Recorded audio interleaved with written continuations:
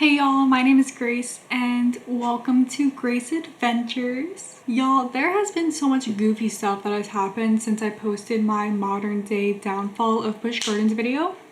Also, thank you guys so much for the support on that video. I'm glad to see I am not in this alone and that there are so many people that agree that this park is on a steady downfall. I wouldn't be making these videos if Busch Gardens and even their parent company, United Parks and Resorts, weren't messing up so badly. And I didn't even nitpick the small bad things happening at Busch Gardens too.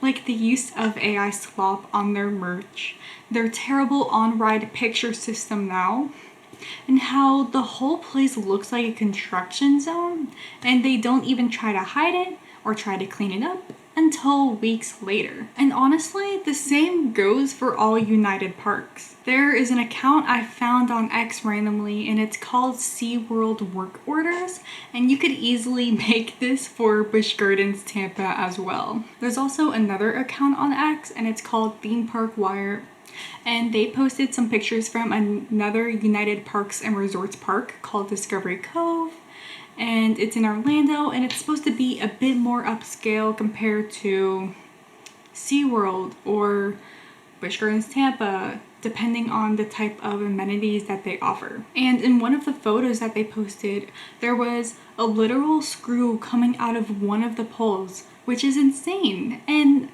there are so many other disturbing photos that this person posted. Anyways guys, I could go on about that forever, but recently on February 26th, United Parks and Resorts had its shareholders meeting, and oh boy guys, I read about United's financial results so you don't have to. Enjoy. But before that, I do want to give some brief updates about Busch Gardens, updating from my last video. So firstly, Cheetah Hunt opened back up on February 25 and hopefully no more closures anytime soon. SheiKra opened a lot sooner than I thought it was going to, and just in time for the spring break crowds. It started the test on February 27th and then it opened on February 28th. That means every single coaster was running at the same time. And it's been a fat minute since I've seen that happen at Busch Gardens. And we're also waiting on Falcon's Fury to open back up, and all good signs with that. It's getting its parts in. I think a lot of things have to be replaced by it. The only thing is that there is no confirmed date of when it'll open back up, and Busch Gardens has not communicated anything about it. Surprise, surprise. When I was there on March 2nd, literally every single attraction was open besides Falcon's Fury, and I have not seen Busch Gardens this lively in a fat minute. And if I'm being honest, I was very proud of them. And I might be speaking a little too soon because Kumba is closed yet again for another extended closure. It started around March 8th. And still no communication from Busch Gardens Tampa about Kumba having another extended closure. And I am not 100% certain yet on what is wrong with it this time, but I think with time we will learn.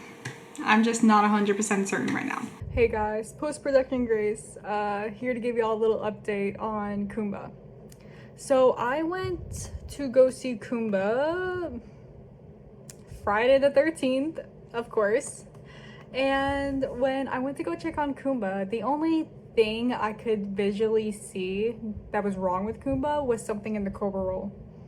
And what I saw in the Cobra roll was there was some sort of crack, I want to say. My eyes might have deceived me when I was trying to visually capture what was wrong with it. I didn't see any sinkholes, so that was a good sign. I think those are fixed for now. So besides what happened on the Cobra roll, that's the only visual thing I can see that is wrong with Kumba. I mean, I wouldn't be surprised if there's other issues with it, and I'm not 100% sure how long it's going to be closed for. I wouldn't be surprised if it was closed for longer than a month. So we will have to see. Just follow me on my Instagram and my TikTok, and I'll keep y'all updated on there if I'm not updating my YouTube, because these videos take me a fat minute to make and information gets updated so fast, which is why this is a post-production video. So yeah. I'll also be talking about the Iron Gwazi locker situation again, but it's gonna be a lot longer of an update. So I saved it to the end of the video because it also turns into a rant. So that'll be a fun little thing I talk to y'all about. Hey guys, post-production Grace again. Of course, whenever I already filmed the video beforehand, the whole thing with Sesame Street breaks out. So if you don't know what happened with Sesame Street, essentially their parent organization, Sesame Workshop, sued SeaWorld, aka United Parks and Resorts, for essentially the mistreatment of their brand. And if y'all don't know, Sesame Street is a part of many of the United Parks.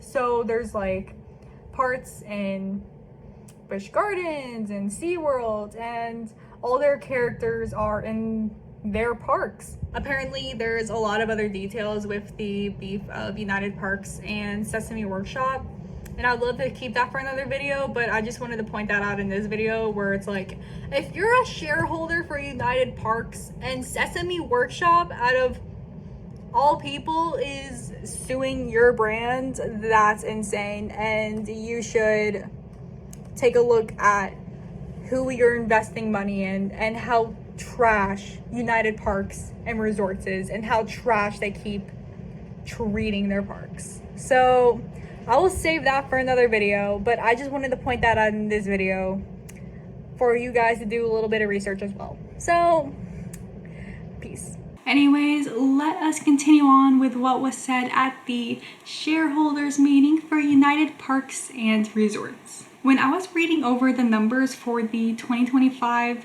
fiscal year, one thing I could tell y'all is that this is weak. Also, one thing I want to add is that United Parks, as of September 29th, 2025, has $2.3 billion of US debt.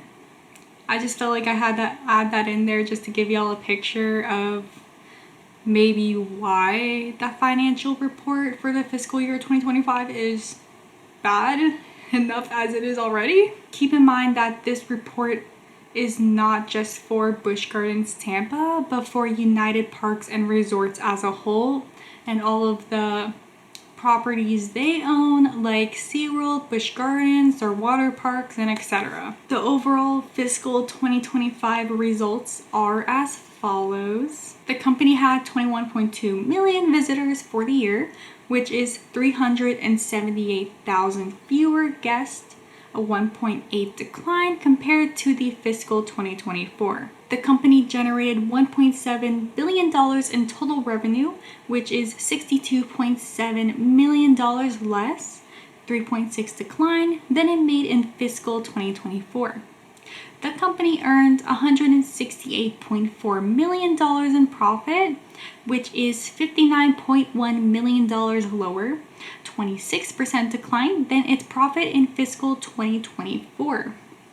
The company's core operating earnings were $605.1 million, which is $95 million lower, 13.6% decline compared to fiscal 2024. The company made $78.54 per guest on average, slightly lower than last year because ticket revenue per guest fell, even though in-park spending per guest increased to a record $36.81. During fiscal 2025, the company bought back about 4.2 million of its own shares, so 7.6 of its shares outstanding, for $157 million, and has already repurchased another 2.5 million shares, 4.5%, for $90.1 million in early 2026, reducing the total number of shares available in the market.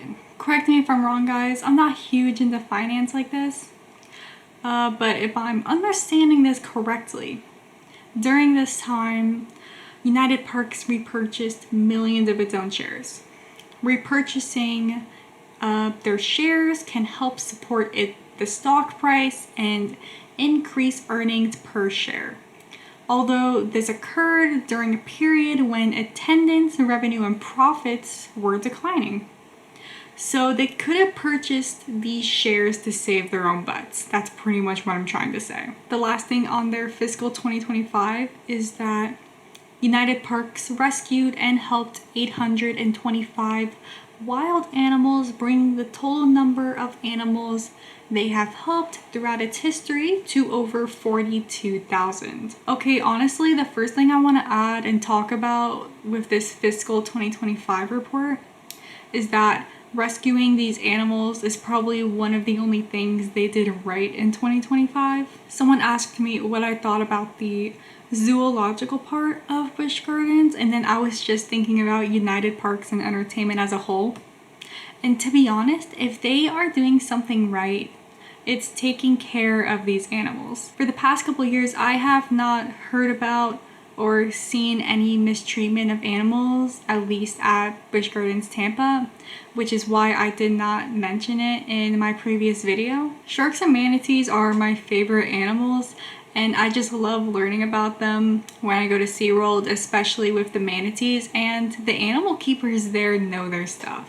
Pretty much what I'm trying to bring to light is that SeaWorld and the other United Parks do take time and money to invest in the betterment of these animals in and out of their parks. Now, we could go into depth about the whole orca situation, but that's for a whole nother video that I would possibly want to plan out about why SeaWorld and Busch Gardens are becoming less animal-centric parks. So stay tuned, besties. Anyways, if you noticed, almost every single metric in their results shows a decline in things like attendance or revenue, except for the in-park spending, which increased and helped offset the drop in ticket revenue per guest, which if I were a shareholder, I would be asking questions. If you look at their stock prices just a year back, they were like $10 to $15 higher than what they're sitting at today. On November 6, 2025, they had a $10 drop off, and they have not recovered from that. I also want to read off of some of what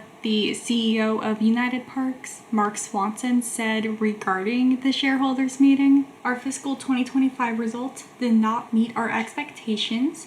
While the consumer environment was uneven and our results were impacted by negative international tourism trends and volatile weather during certain peak visitation periods, we should have delivered better results, particularly on the cost side of the income statement. One thing is that I wish that this guy had given us sources about the international tourism trends and the bad weather, just to make his statement a little bit more credible. What I can say is that the 26% drop of income between 2024 to 2025 is massive, and that is super concerning for them. The international tourism trend, I'll give them that just a little bit, because in 2025, fewer foreigners visited the United States with a 6% drop, which is, it's not a lot, but not as massive as a 26% drop of income. But one thing I do want to bring up is Florida, and it has some of the biggest theme parks in the United States. And Florida just had a record-breaking 143.3 million domestic and international visitors in 2025. And even if international tourism was bad in 2025, why not try and take advantage of the domestic tourism, since all of your parks are located in the United States? I feel like that would be your core target audience that you would want to stem from to try and get the whole family to buy platinum passes to visit all of the United Parks. SeaWorld Orlando is definitely their highest performing park, and I think most of us know why. And it's because they want to make sure it stays up to par with all of the other Disney and Universal parks in the same area. Because if you're coming to Florida for a vacation, it's most likely for the theme park or for the beaches. But if you're vacationing in Orlando, most likely you are there for a great experience at some of the most well-renowned theme parks in the world. If your family is not big into roller coasters or animals, and if they are not into less thematic experiences, SeaWorld is going to be the last choice of a park that they want to visit.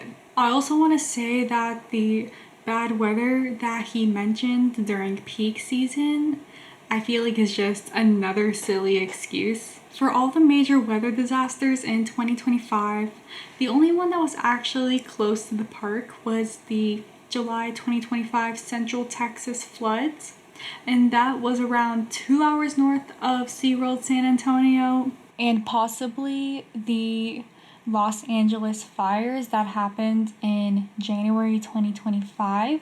And Los Angeles is about 2 hours north of San Diego. But all of their other parks should have been performing just fine in 2025. And this has just been an excuse in their past fiscal reports as well. Like, guys, I literally got flooded from Hurricane Helene in September of 2024 and still went back to Busch Gardens a month later. So I feel like this is just another silly excuse that they say every single year. Okay, this next part is continuing on from what Mark Swanson said. We have moved decisively to address our less than optimal cost management and have updated and focused our plans and investments for 2026, designed to drive attendance and guest spending across our parks.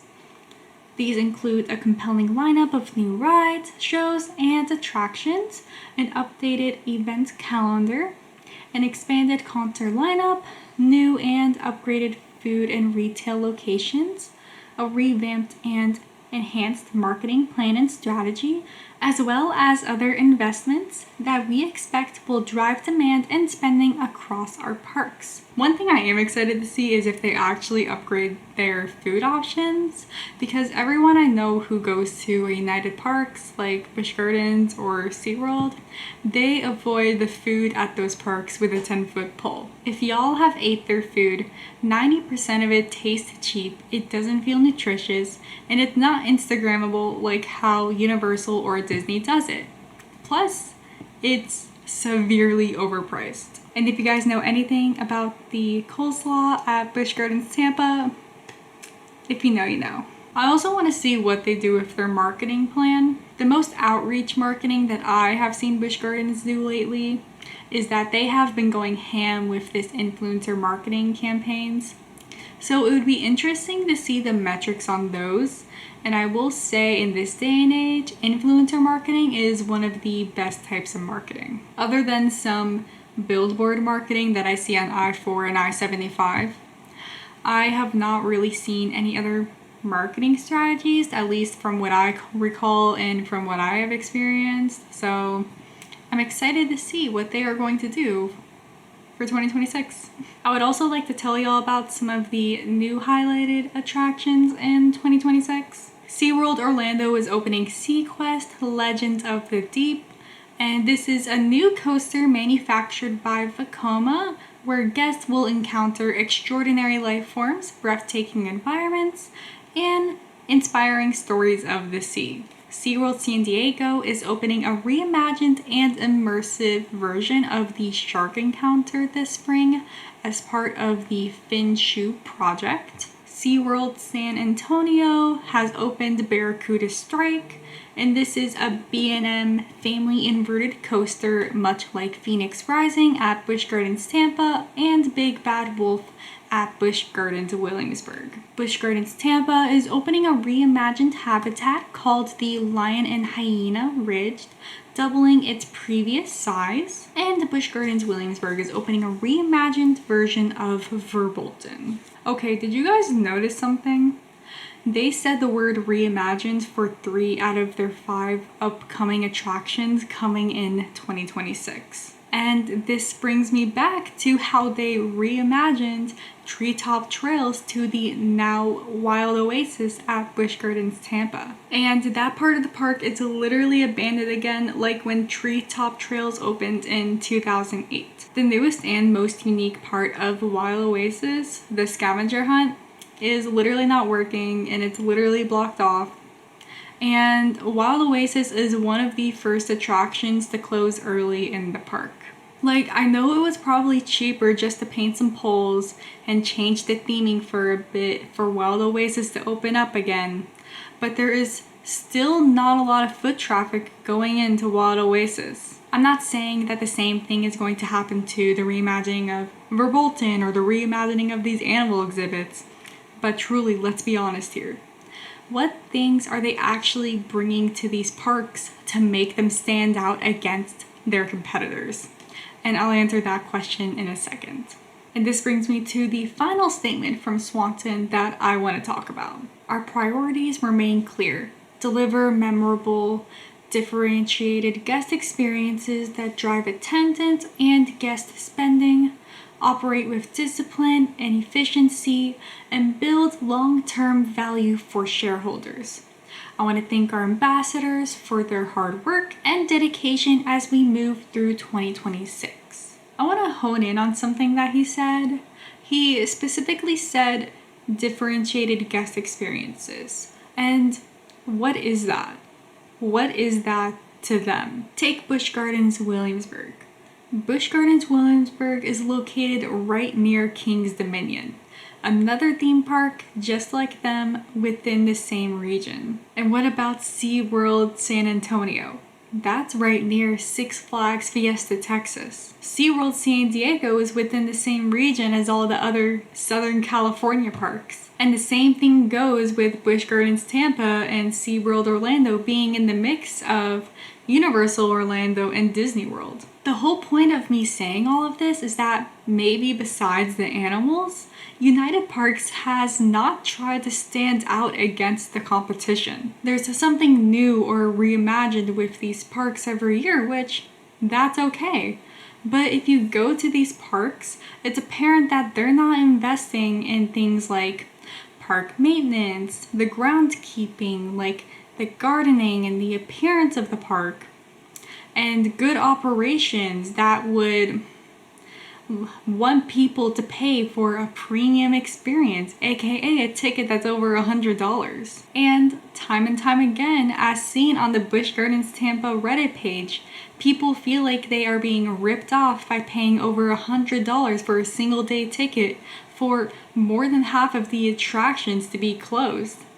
And for a park to look like trash and for having to pay for an upcharge for lockers when the ride literally had zippered pockets. Before Anheuser-Busch sold Busch Gardens Tampa, Busch Gardens Tampa had great, fully immersive and themed entertainment for the entire family that not only included coasters, surprisingly, but they had things like King Tut's Tomb walkthrough attraction, Akbar's Adventure Tours, Rhino Rally, free Anheuser-Busch samples at the Hospitality House, the Anheuser-Busch Clydesdale, and so much more. These attractions I just listed off are not only attractions that I grew up with, but they just helped Busch Gardens Tampa stand out amongst the rest of the theme parks in Florida. And if you know or have ever experienced these attractions, you'll know why. Like how Busch Gardens Tampa is now, and honestly, a lot of other theme parks nowadays, I feel like to them, the only solution is to, for example, put in some big new fancy attraction like Serengeti Flyer. But every other park has an SNS Scream and Swing, so it doesn't really make that attraction unique to the park.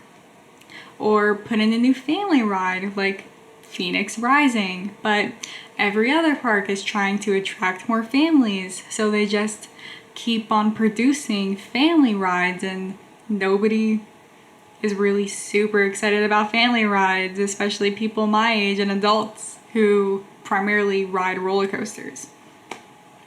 Or they try to reimagine an area, but let's be honest, how many new memberships or people are they going to get into the park just because of a reimagined area like Wild Oasis? If this is how they think they are going to get people into the park, they are completely doing it wrong, because every other park is doing the exact same thing with subpar theming and careless effort, which makes people not want to spend money to get into these parks. When Anheuser-Busch owned Busch Gardens Tampa, they put their brand and personality into this park, from the theming and the food and the beer to the groundskeeping and the park maintenance. And it's hard to see that today with how Hill Path Capital is treating Busch Gardens Tampa. Everything wrong with United Parks and Resorts is that they are trying to pin themselves against other parks like Six Flags, Disney, and Universal, just as big as them and even bigger, trying to do the same exact thing that they are all doing. And they are flopping because there is nothing unique about it anymore. Genuinely, I hope United Parks and Resorts does improve, and I don't wish ill on them. But they need to get their crap together, because they are digging themselves into a huge hole financially and reputation-wise. The last thing I want to say about these fiscal 2025 reports from the shareholders meeting is that looking at previous years since fiscal 2022, I just feel like they are slowly declining every single year, with a repeat of fewer guests, less income being made, and the same excuses like how I said earlier with the weather. Just a little observation I made, and I wonder how it'll be in fiscal 2026.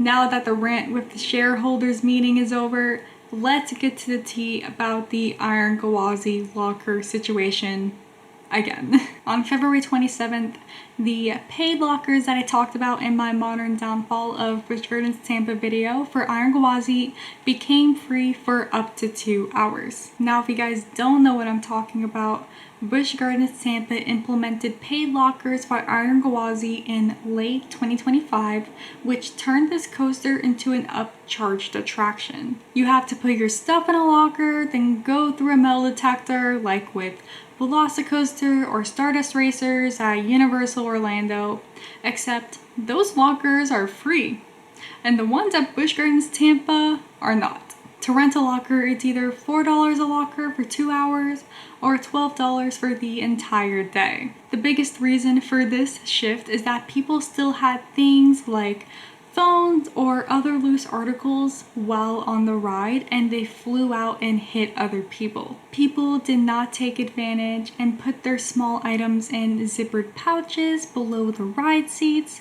or they didn't have something on like a fanny pack or zippered pockets. And let me just say, forced lockers are a valid thing to have. Many other people, including myself, approve of forced lockers, but not when we are forced to pay for them. Anyways, on February 27th, everyone on social media was happy as heck, including me, because we all thought that the $4 upcharge for a 2-hour locker went away for good. Apparently, there was an alleged glitch in the system on February 27th, and that's really goofy. I remember at one point in time at Busch Gardens Tampa when they had cubbies for literally every single one of their rides. And not just Falcon's Fury, but Shikra, Kumba, Cheetah Hunt, and Tigress, and literally all of them. These rides, I visually remember them having cubbies and even using them before I became a dork and started to wear a fanny pack. Its sister park in Orlando, SeaWorld, literally has cubbies on the silver rails for their coasters, or a bin to place your things near the exit of the queue. So why doesn't Busch Gardens Tampa have them anymore? I can't even answer this question because it's so ridiculous. Back on the topic of forced paid lockers at Iron Gwazi for Busch Gardens Tampa, this is not like Fun Spot. And guys, I love Fun Spot. Good ownership, super nice employees, fun coasters, and they have cubbies for their coasters. But you don't pay to get into a Fun Spot park. You go to Fun Spot for free, then you pay to get on the attractions. The contradicting thing with Busch Gardens Tampa is that you not only pay almost $100 for a single day ticket to get into the park, or you pay so much money for an annual pass, but now they want you to pay for a $4 locker even when you wear zippered pockets or wear a fanny pack, which is punishing the people who bring the bare minimum, like just their phone, keys, and wallet. Oh, and how realistic is it to actually bring in nothing into a park or anywhere we go nowadays? Because it's not realistic at all. As someone who travels alone to parks, I don't want to leave my phone cooking in the Florida sun for hours on end, and my car keys have metal in them. And I wear a fanny pack to a park and sometimes zippered pockets, so I don't have to pay for a locker and I don't have to worry about my things flying out of a roller coaster. And if y'all are getting the gist of what I'm saying, they don't allow fanny packs, and if you have a zippered pocket with a metal item in it, you're not allowed to bring that on the ride either. I think the worst part about this, from my understanding, is that the lockers are not exactly owned by Busch Gardens Tampa, but by Venue Plus, like how I mentioned in my last video. Venue Plus is a third-party company that manages the lockers, and what was described to me was that Busch Gardens lets Venue Plus run the lockers at their parks, and somewhere in there they get some sort of profit and money from it. Personally, I'm still a little confused about the Venue Plus and the third-party locker situation, but this is most likely why lockers are not free and why they are not included in the park ticket. I assume they have some sort of contract with Venue Plus that they can't get out of right now. Every time I go to check out the Iron Gwazi lockers in person, especially if it's a short wait, I see so many people give their stuff to one designated person to hold while they're on the ride. And then when that group gets off, the person that was holding the stuff then goes on the ride because nobody wants to pay for a $4 locker. Y'all, this is such a goofy situation, and I feel like this could easily be avoidable if Venue Plus takes off the $4 fee, or if eventually they get free lockers or install back the cubbies like what SeaWorld Orlando has in Orlando, an hour and a half away. And let me remind you that SeaWorld Orlando is also owned by United Parks and Resorts. So make that make sense. Because it doesn't make sense to me why Busch Gardens Tampa just can't have cubbies. Part of me is still bewildered that I even have to make a video about this still. But at the same time, I'm not going to be quiet until they start putting effort into their parks and stop treating their guests like chopped liver. Guys, the point of these videos is that I don't want to crap on United Parks and Resorts. Like, I want them to thrive as a company, and I want Busch Gardens Tampa to thrive like how it once used to. But they're running all of their parks to the ground, and people are taking notice, and we're not going to be quiet about it. I assume that I'm going to make another video about this, and I hope not, and I hope all their problems just vanish like that and everything just gets fixed. But from my experience, I don't think that's going to happen, and I think we're still going to have to use our voices and speak out against the atrocities happening to these parks because of private equity and Hill Path Capital running these parks to the ground. Thank you guys for watching this video, and thank you guys for watching Grace Adventures, where every day is a ride, and may your next adventure be epic.